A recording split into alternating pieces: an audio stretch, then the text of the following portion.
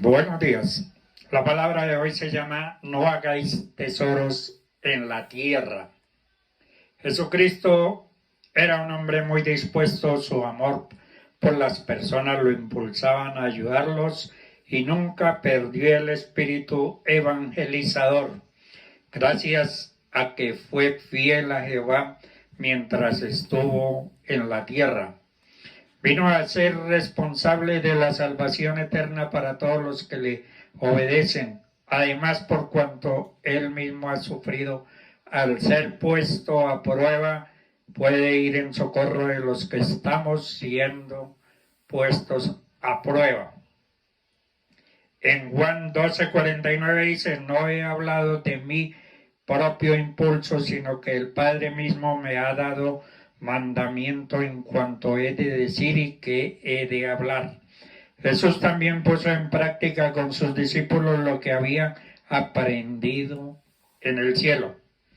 Muchos de nosotros tenemos cosas o personas que consideramos como pérdidas inseparables o tesoros intocables. Algunos padres no pueden imaginar vivir con la muerte de sus hijos o de un ser querido. Algunas parejas casadas no pueden imaginar vivir sin sus cónyuges. Algunos ancianos no pueden imaginar sus vidas sin sus casas. Algunos jóvenes no pueden imaginar vivir sin sus amigos. Algunas mujeres no pueden imaginar vivir sin su belleza. Pero algunas veces nos encontramos con estas pérdidas impensables, es decir, cuando perdemos un tesoro intocable. En Marcos 10, 17 al 22 dice, vemos la historia del joven rico que se presentó ante Jesús para preguntarle qué tenía que hacer para heredar la vida eterna. Sin embargo, para ese joven rico la pérdida impensable era su riqueza y es su dependencia a la que Jesús vio como una deficiencia, una cosa te falta, le dijo Jesús. Luego le hizo dos ofertas. Jesús le ofreció al joven rico que renunciara a sus riquezas a cambio de los tesoros en el cielo. La segunda oferta fue: ven, sígueme. Era una oferta para hacer a Jesús su mayor tesoro, como su única impensable pérdida. Desafortunadamente, para este joven su riqueza era aquello sin lo que no se podía vivir, era su tesoro intocable. La realidad era que su pérdida era aún mayor al elegir aferrarse a la riqueza como su pérdida impensable. Esto resultaría en su pérdida eterna, ya que perdería no solo los tesoros eternos en el cielo, sino también al creador de la riqueza y la vida misma. El joven dio la espalda y se alejó de Jesús afligido y triste, porque se dio cuenta de que su esperanza en el simple cumplimiento de los mandamientos no era suficiente, que es aquello sin lo que no puedes vivir. ¿Cuál es la pérdida impensable? ¿Cuál es tu tesoro intocable? ¿Es la familia, es la riqueza, es tu belleza, es tu éxito, es tu profesión, es tu posesión material, o es verdaderamente Jesús? Si no es Jesús, Él le dice ahora mismo las mismas palabras que al joven rico: te falta una cosa. Es posible que ya hiciste el discipulado básico, fuiste líder en la iglesia, estudiaste teología. Jesús te dice hoy: te falta una cosa. Ser discípulo de Cristo es bastante costoso.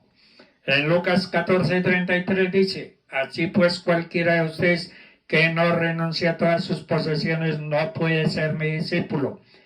El verdadero es una vida en la cual Jesús es la pérdida impensable y el tesoro intocable. Quizá algo te falta hoy.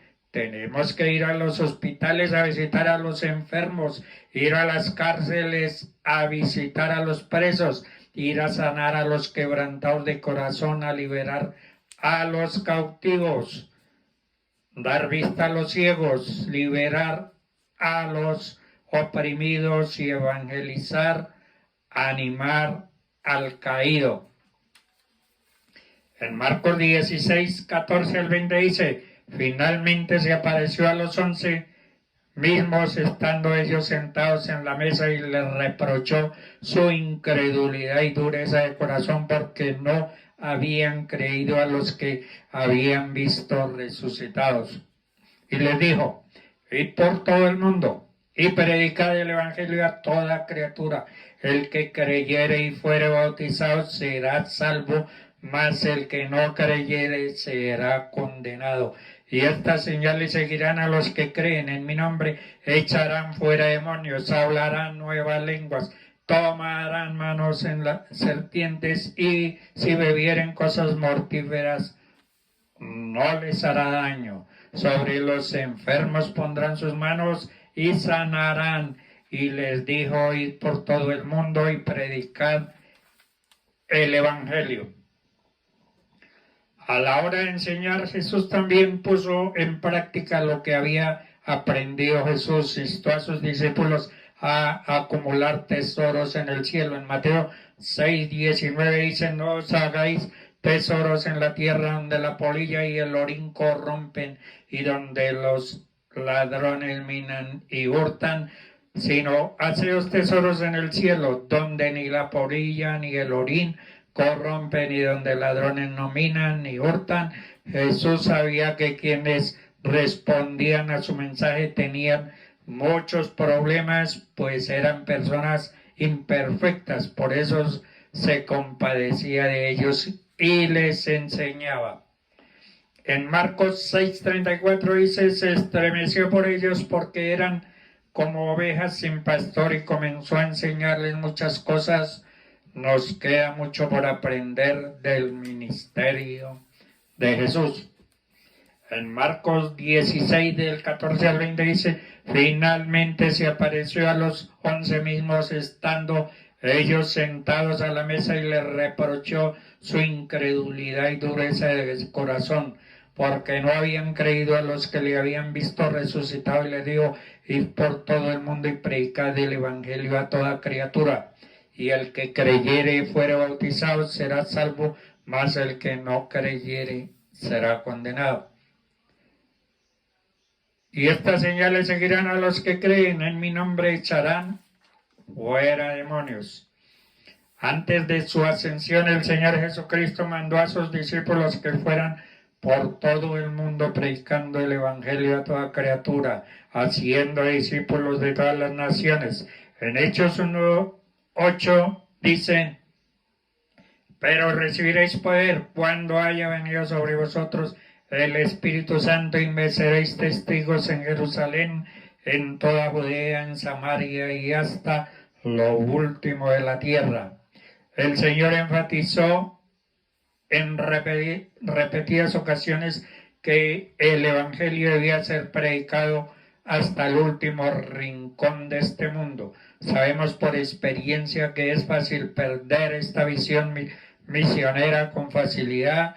Podemos llegar a estar tan ocupados en tantas actividades dentro de la propia iglesia que olvidamos nuestra responsabilidad con los perdidos que están afuera. Iglesia que se limita a mirar hacia adentro ha perdido su razón de ser en este mundo perdido. La mayoría de nosotros no podemos ir al otro extremo del mundo a predicar, pero siempre tendremos oportunidades a nuestro alrededor que debemos aprovechar, como ir a los hospitales a orar por los enfermos, ir a las cárceles, orar por los presos. En el Nuevo Testamento hay un cambio radical en cuanto a la misión de la iglesia en el mundo. A los cristianos se nos manda expresamente que vayamos a las naciones a predicar el evangelio. El Señor Jesucristo fue el primer misionero. En el mismo comienzo de su ministerio, publicó estando en la sinagoga en su pueblo Nazaret, leyó una porción de las Escrituras que anunciaba el carácter misionero del Mesías. En Lucas 4, 18 al 21 dice: el Espíritu del Señor está sobre mí, por cuanto me ha ungido para dar las buenas nuevas a los pobres, para sanar a los quebrantados de corazón, para liberar a los cautivos, dar vista a los ciegos, para liberar al oprimido, para pregonar el año agradable del Señor. Y les dijo a los de la sinagoga: hoy se ha cumplido esta escritura delante de vosotros. A partir de ese momento encontramos a Jesús llevando el mensaje del reino de Dios a todas partes, incluyendo varios viajes por países limítrofes con Israel. A partir de la ascensión de Jesús, sus discípulos continuaron con esta labor misionera que había comprendido el Señor.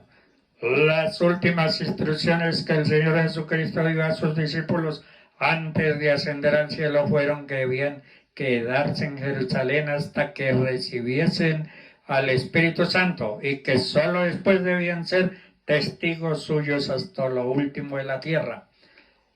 El mandamiento fue dado a los discípulos que habían estado con Jesús y habían sido testigos de su muerte y resurrección, lo que les constituirían testigos fidedignos de las verdades que anunciaban.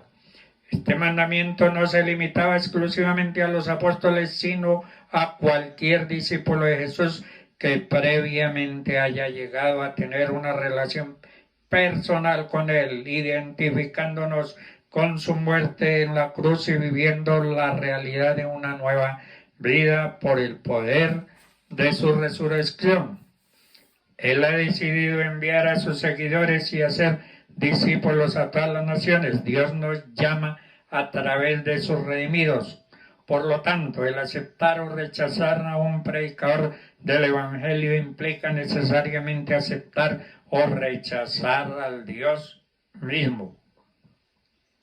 En Lucas 10, 16 dice: el que a vosotros oye, a mí me oye; el que a vosotros desecha, a mí me desecha; y el que me desecha a mí, desecha al que me envió. Pablo expresaba su asombro cuando escribió a los tesalonicenses. Les dijo: fuimos aprobados por Dios para que se nos confiase el Evangelio. El Evangelio de Dios es el único medio para salvar eternamente al pecador. Ha sido confiado solo al pueblo de Dios. Es un principio ser portadores de esta bendición única. Dios les bendiga.